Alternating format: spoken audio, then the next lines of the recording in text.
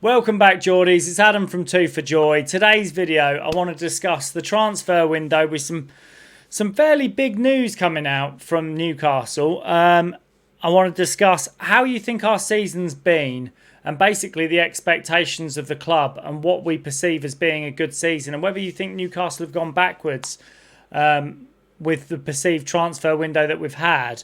And then basically a little bit on Liverpool from last night, because I've seen a lot of social media, a lot of fan channels, and I can understand both sides of the argument, but I've seen a lot of stuff slating Newcastle and slating the Eddie Howe and Eddie Howe in and out, and how fans are kind of going at each other over this, whether you're a happy clapper or whether you're a Howe out. And honestly, I think the biggest part of this is probably that we all support Newcastle. We all want the club to do well.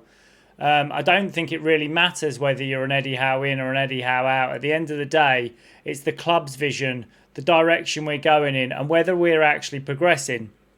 But I want to start with the transfer window stuff, because this actually I found quite baffling, to be honest.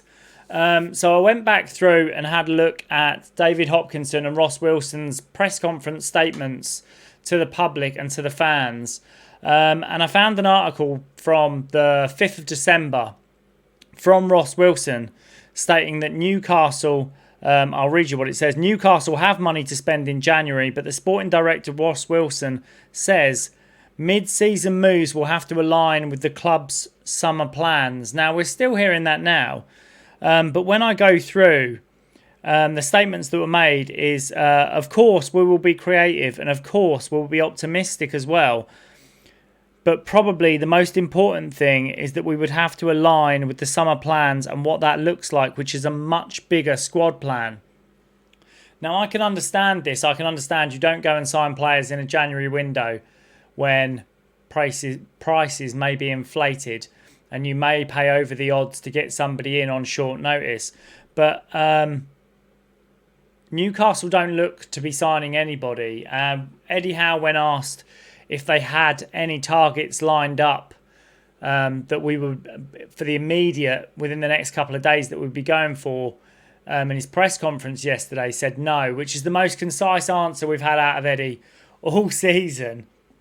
But what I will say is, I've just been looking through transfers that have been done in this January window, and I wonder whether we, again, have missed out and slept on players that would have been good additions to our squad.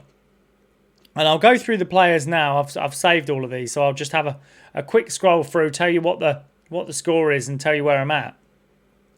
So Manchester City's goalkeeper Stefan Ortega, and I did a report on him before saying he might be available for less than £5 million. The rumour is, or almost confirmed, Stefan Ortega will be moving to Notts Forest for £500,000. And is only requiring wages of just under £100,000. Now, Stefan Ortega is a Champions League proven goalkeeper. He's steeped at the highest level, can play out with his feet, he's a good shot stopper, and I have to say he's way above the pecking order of Aaron Ramsdale. So I'm a little bit baffled why Newcastle haven't paid £500,000 or pursued this transfer to bring him in, especially when we have the likes of John Ruddy and Mark Gillespie sat in the squad. Really strange one. The next one I've got, Tammy Abraham. Tammy Abraham has moved from Besiktas to Aston Villa for a reported fee of £18 million. I don't understand why Newcastle haven't pursued Tammy Abraham. If you were looking for the mould of a replacement for, say, an Alex Isak, or like we were looking for an Hugo Ekitike, strong, tall, fast, can finish, I have to say Tammy Abraham was on my list of players that I thought we should have been looking at before. And he is an absolute bargain price of £18 million. When you look across the board at us signing Voltmada and Wissa, and while I don't think Voltmada is not a bad signing by any stretch, I feel we may have overpaid slightly, but you're paying for potential. Johan Wissa at £50 million for a 29-year-old, we may not see the return on him. And especially when Callum Wilson has scored more goals this season and we let him leave on a free than Johan Wissa has. I find this one quite baffling. And then moving on, Douglas Luiz got a transfer to Nottingham Forest on loan for half a season. Now, Douglas Luiz, personally, I think was a player that we should have been looking at. Villa were looking to offload him, and he would have been an ideal candidate to sit in as a DM for Newcastle. He also has strong links to the Brazilian boys. So, you know, I think he would have been a good addition. And then moving on, Tottenham Hotspur have signed Conor Gallagher for 40 million euros, 34 million pounds. Again, if Newcastle were looking, Conor Gallagher would have been an ideal candidate for Newcastle to sign. And I don't see how any of these transfers don't align with the club's summer plans. And then Nottingham Forest are in for Fratesi from Inter Milan. And again, cut price, £25 million, is another one that I've done links. Newcastle were linked to in this January transfer window. And it looks like Nottingham Forest are going to get this deal done. I find this absolutely baffling, to be honest. And Fulham signed Oscar Bobb from Manchester City for £27 million. Now, Oscar Bobb is a technically gifted player, someone as a winger who has the ability, who can play as a 10 and has the ability to unlock defences. Again, something that we struggle to have. I find this transfer window to be quite baffling, especially after fans being told by the CEO and sporting director that there is money available and money to spend, and us now reaching the end of the window without making a single offer and having turned down money for Joe Willock. And I can understand it because of the situation we're in with injury crisis. But it does make me wonder whether we're being told the entire story and whether they believe that Eddie Howe will still be the manager at the end of the season, because these transfers need to align with our summer plans. Is that because they don't trust Eddie to spend more money, or they don't believe the money we've spent has been spent well enough? And then moving on to basically our expectations, whether we believe we're having a good season. I'd say most people say we're up and down. And the question I always get asked is, if you were to compare us to Aston Villa, because Aston Villa are the closest club to us in comparison, breaking into that top four, breaking the mould of the top six teams. And their spend is similar. They brought a manager in at a similar time. They've been in a similar progression, and people are saying, but look at Aston Villa now. They're sat third in the table. They're having an amazing season. They're doing okay in Europe as well. And what I would say is, if you take it into perspective, how many finals have Aston Villa been in since Unai Emery took over? 0. How many trophies have they won since Unai Emery took over? 0. How many times have they qualified for the Champions League? Once. And while they are having an amazing season, I'm not taking anything away from Aston Villa, because I honestly hope that with the chip on Unai Emery's shoulder from being sacked by Arsenal, that he pushes this team to go on and steal that Premier League title. There's nothing I'd like more than to see Aston Villa steal it from under Arsenal and Man City, don't get me wrong. But what I would say is,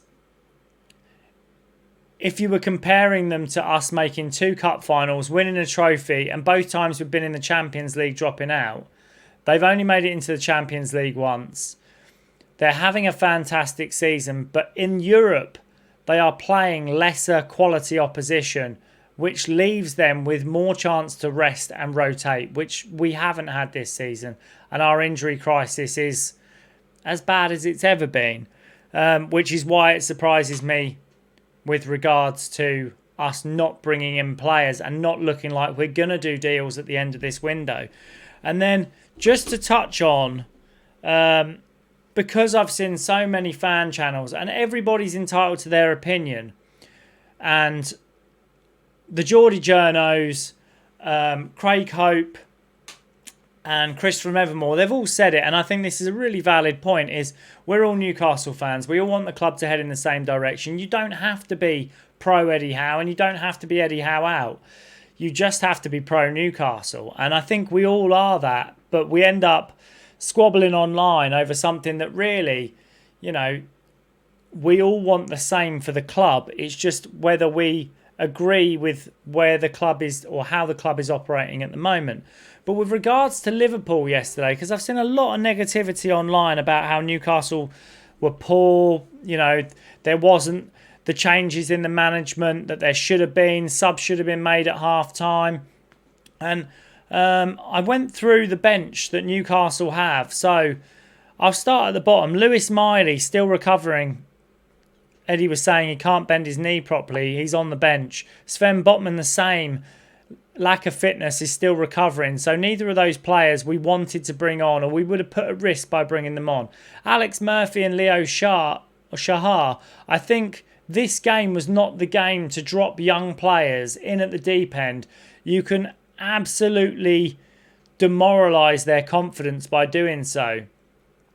And a lot of people online were saying Joe Willock was putting his hand up to come off, and, you know, we waited 10 minutes before we brought him off, and the changes weren't there that should have been there to give us the attacking prowess that we needed. We had no other midfielder on the bench. Our other substitutions were Nick Voltmar, Jacob Murphy, Will Asula and Wissa. They all came on when the game was done.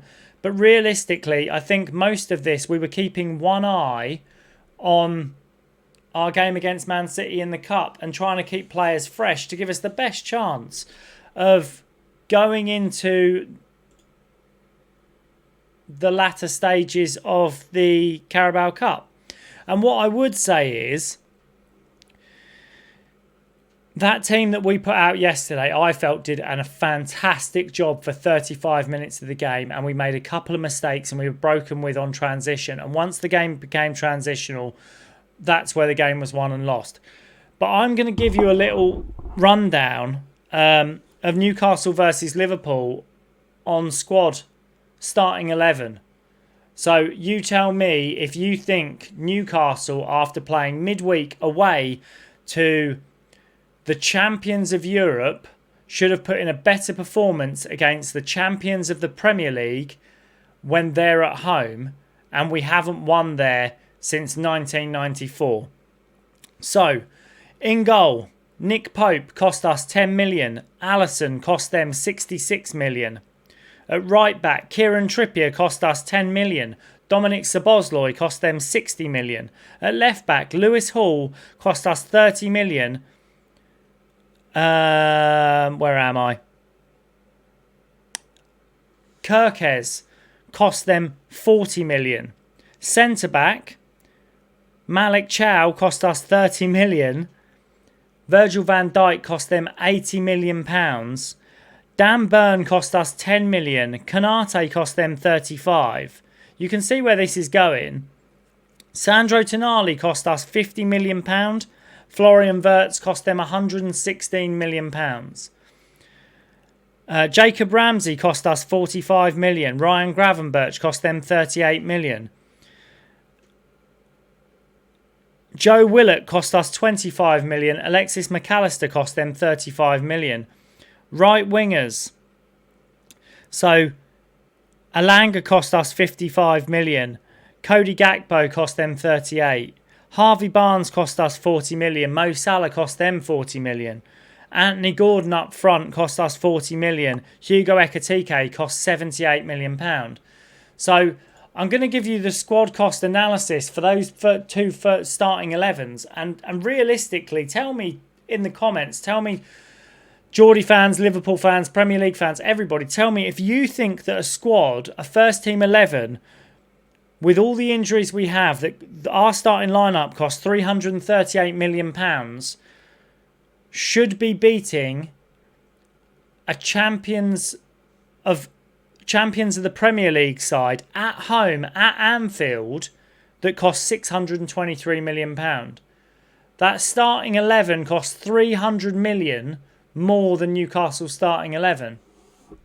And it's quite easy to sit there and say, I think Eddie should have made changes. I think we should have done this. I think we should have done that. I actually think it was really bold the side that he put out. It was not the side we were expecting, exactly the same as the Champions League.